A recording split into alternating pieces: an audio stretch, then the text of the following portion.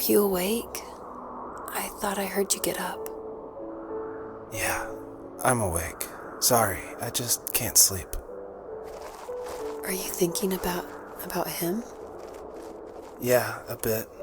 Usually get back to sleep, my love. I'm fine. No, it's okay. What else is on your mind? I don't know. It seems weird, but I had one of the most vivid dreams of my life. I saw a fox on a snowy mountain, just looking confused and worried. Those eyes. I can't get those eyes out of my head. She was running in the windy snow, looking for something. Do you think it has to do with you and what's been going on? I don't know. It was just a dream, Rachel. They're not meant to make sense. A lot's happened the past couple days, that's all. Well, if you're not going to sleep anyway, you should tell me. I want to hear. All right.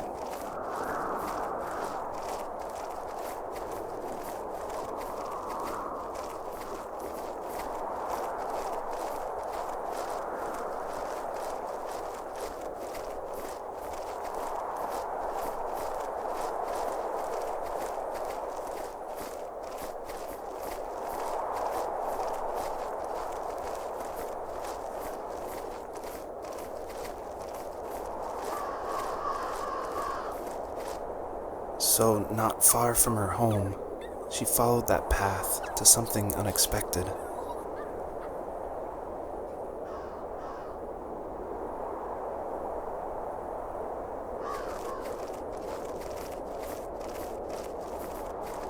She couldn't stay, though. She had to find her other 2 children.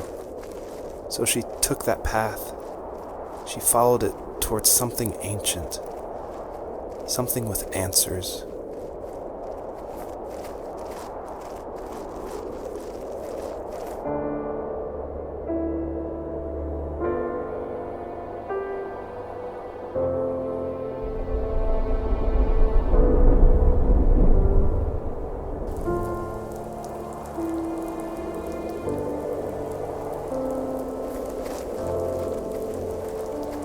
The fox looked high and low, searching for any sign of her cubs.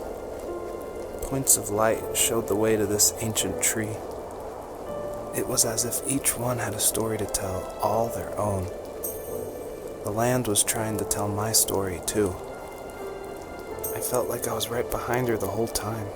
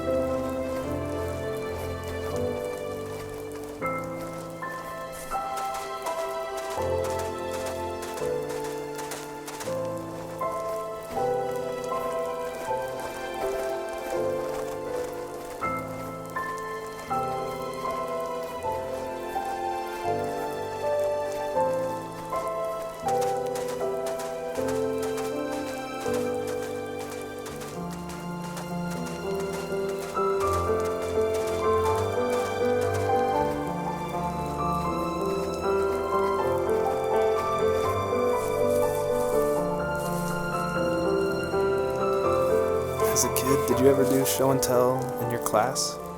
Yeah, I think I only did it once, when I was in the 4th grade. You know how my life was around then. I wanted to show my class what helped pass the time and distracted me, so I brought a dozen paper cranes I had made. I think I told everyone how badly I wanted to be a bird and fly, embarrassingly enough. Don't be embarrassed. Every kid wants to fly. For me, it was another toy from my dad, a wooden boat. I remember guarding it so carefully in my hands as I walked into class.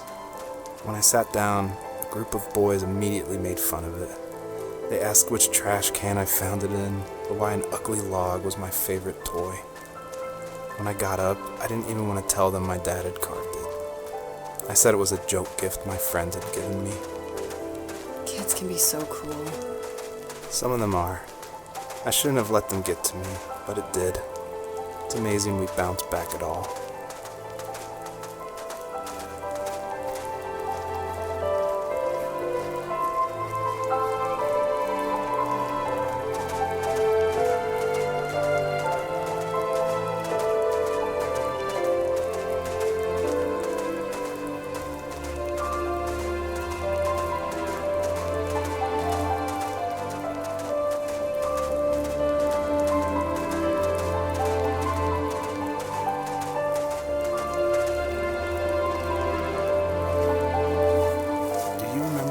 Dad did for a living? Wasn't he like a lumberjack? That's one way of putting it. If wood was a canvas, then a carving knife was his paintbrush. Even after working a 50-hour week, even after his hands were more splinters than skin, he would bring home the nicest piece of Alaskan weeping cedar and make me toys. That wooden train was the first toy I can remember, and I loved it. I just knew from a young age I was going to be a lumberjack, like my father.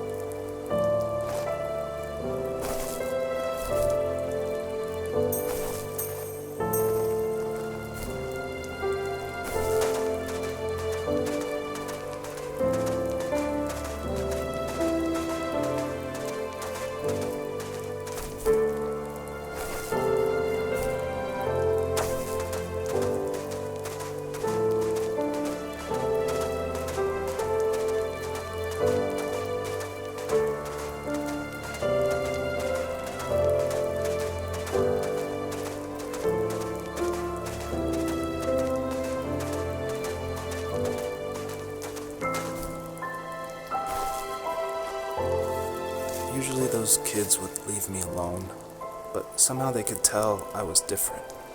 They made fun of how far away I lived. They called my dad a sourdough. I was a blabbermouth as a kid, telling my dad stories I made up for hours. But after that show and tell, I didn't tell him much anymore. He didn't know exactly what was wrong, but his best guess was that the toys he carved weren't cool enough. He carved me a tank and tried to tell me what it was like to be in a real tank as a serviceman. I didn't know your dad was in the military. Yeah, in the army. The sad thing is that I'd pretty much forgotten until just now. There's so much I still don't know about him. I'm sorry. He knows how much you love him. You're going to see him again soon and have some closure, I'm sure.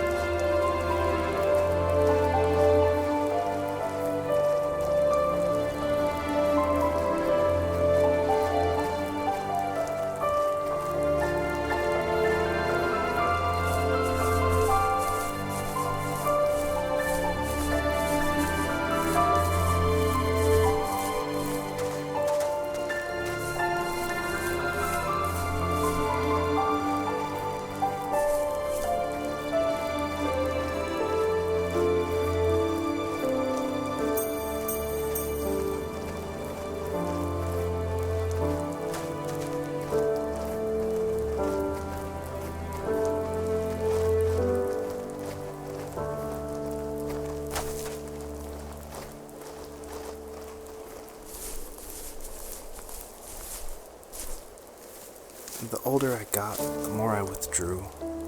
I asked myself, why talk to anybody anyway? Why bother when I'm happy by myself? I started drawing a lot, mostly animals I saw in the woods by my home. I then imagined designing my own hideouts with things like TVs and pantries full of chips and cookies. I think that idea of leaving home and drawing blueprints started my career. I found a lot of solace in that. I'm not surprised, but I did the same thing, you know? There's something special about having a place to call your own. And now look at us.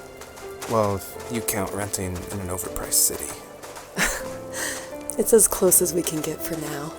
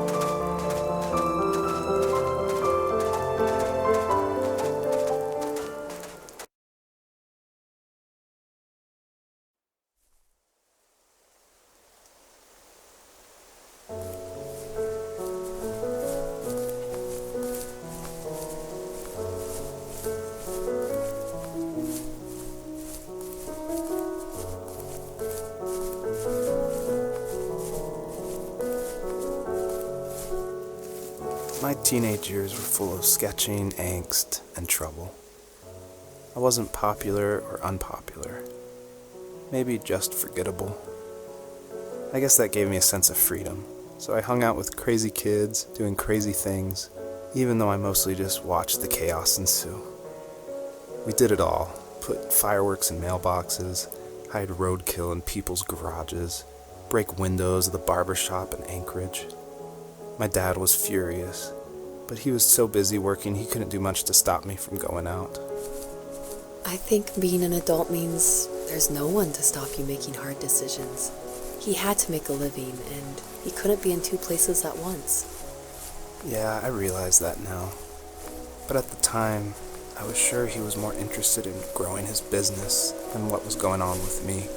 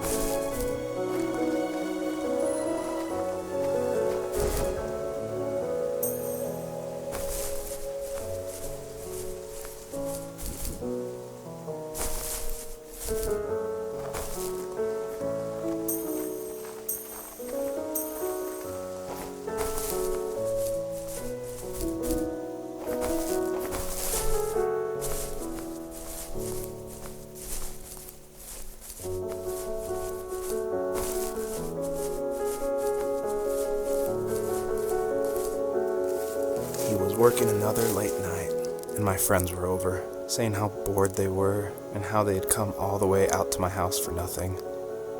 One of them mentioned how that old, ugly beyond belief truck was still in the garage, and how we should take it for a spin. I was only 15, so I kind of fought it for a while.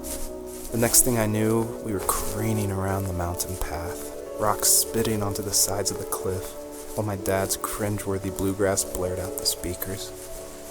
I drove while my friends were in the back of that yellow and purple truck, throwing beer bottles and trash at anything remotely interesting. Felt like I was soaring in the air with borrowed wings. But all good things have endings. A cop outside of Eagle River pulled us over after he saw us in a bottle rocket into someone's yard. What followed was a long night of talking to disappointed adults and feeling smaller than ever.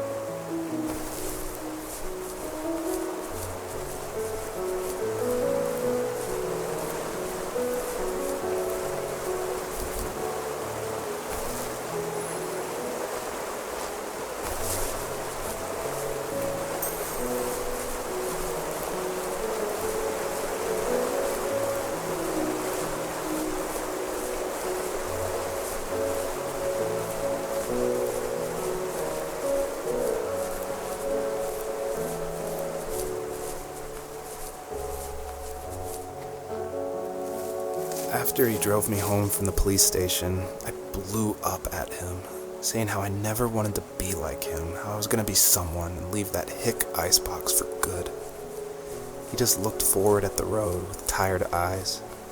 I took out that bluegrass tape from the cassette deck and chucked it out the window. In my sage teenage wisdom, I thought I proved the ultimate point, but my dad had a different idea. He slammed the brakes, slowly bowed his head while gripping the steering wheel, and finally looked at me. All he said, like it was a polite request, was, "Make this right." I sat there in silence, fuming, but I eventually got out and combed every square inch of the woods, muttering profanity after profanity. I found it 30 minutes later, near a small waterfall off the road. I went back to the truck, put the wet tape back in, and sure enough it worked. We didn't speak another word to each other the rest of the night. Wow, I knew you were a crazy teenager, but... It's hard to believe, isn't it? It surprises me too. It's like I didn't really know who that kid was back then. I bet my dad thought the same thing over and over. It's almost like he was saying, make this right to himself, more than to me.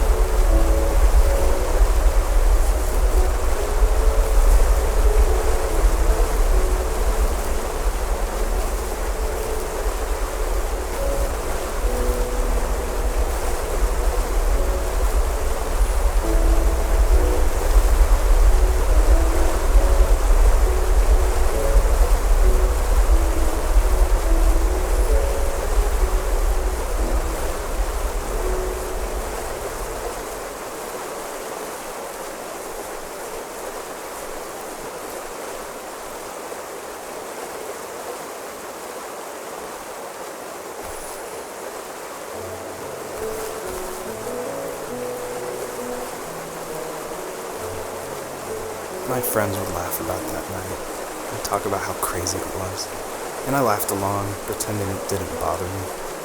But it did. I imagined my friends growing old in the bush, unable to find that thrill in those godforsaken ice fields. It's like those mountains were a literal wall, keeping me from leaving, where all I would have to look forward to are lumber yards and evening beers. I had to climb over. That was my only goal for a long time.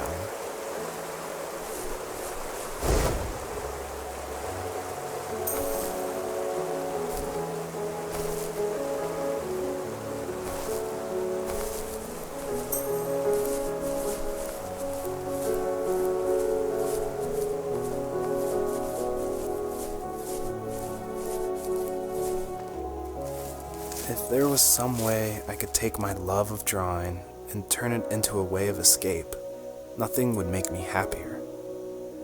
I wanted to create instead of tearing trees down. I wanted to move to the lower 48, not because I hated it there in Alaska, but I hated the idea of it. It's like all of that spite inside me had created this monster which followed me around my whole teenage years. I put so much energy into doing what others didn't expect of me. Why did I do that? There's one fact you're forgetting, though. If you didn't have that fire in you, we probably would have never met. You're absolutely right. Maybe the destination is all that matters in the end. But then why am I awake? Why am I seeing this fox go on her journey? And why can't I stop thinking about my dad?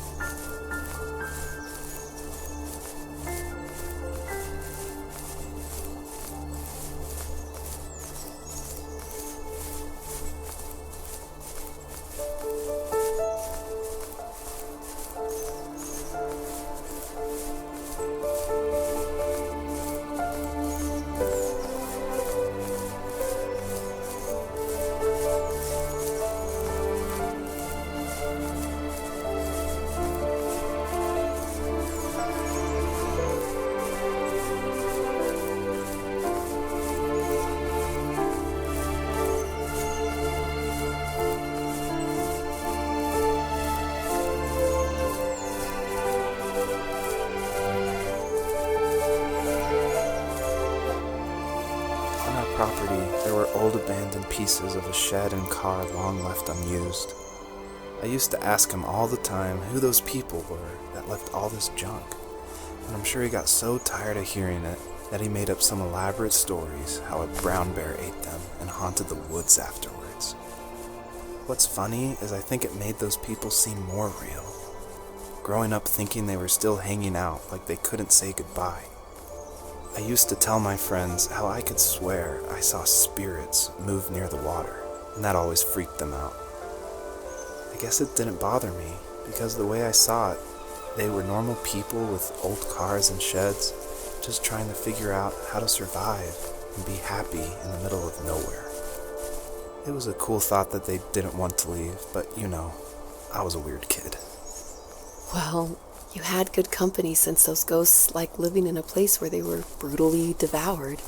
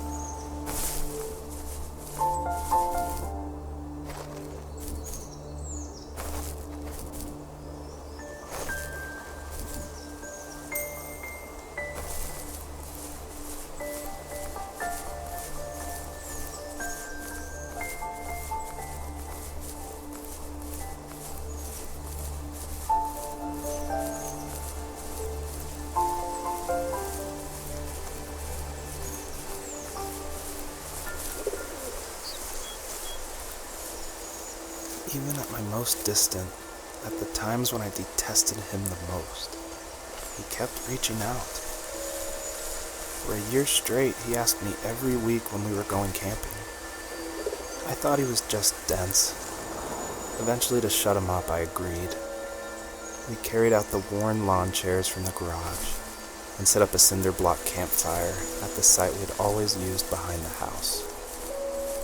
We walked down the mountain path, talking in the warm sunshine we only got a couple months of the year. Those 3 obsidian rocks shimmered alongside the shore, almost like sparklers pressed against a dark window. I'll never forget that wet stone on my feet, or how those massive mountains looked even bigger in the lake's reflection. I felt small, but grateful. As the sun set, my dad found something I hadn't seen for a long time. The tree where I'd made my first carving when I was 6. I hadn't even carved it. My dad had helped me, but I still called it my tree. Something about seeing my name there made me open up, and we talked about everything that night in that old camouflage tent. I told him how much I loved sketching and design, and how it would be a dream to study architecture in Seattle. I told him how I didn't get along with my friends much anymore, but that I didn't mind being alone. He told me he was there for me, and he joked that if all he had to do was write my name on a tree to finally get me to talk, he would have left me carved logs with novels on them in front of my room every morning. I don't know why it took me that long to realize it, but it was then I knew how much he had sacrificed for me.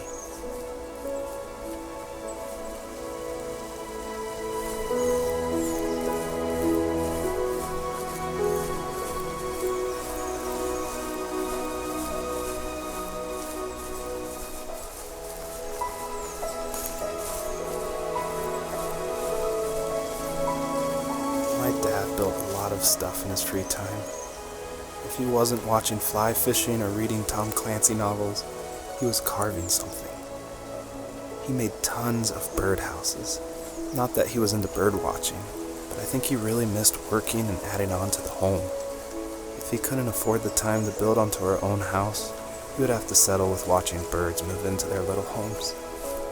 We kept an old mattress in the bed of that ugly yellow truck, so we would drive it deep into the woods and then watch the birds fly into their houses while the sun set. Usually it was accompanied by venison jerky or a cold Coke, but not a lot of talking, which is how we both liked it.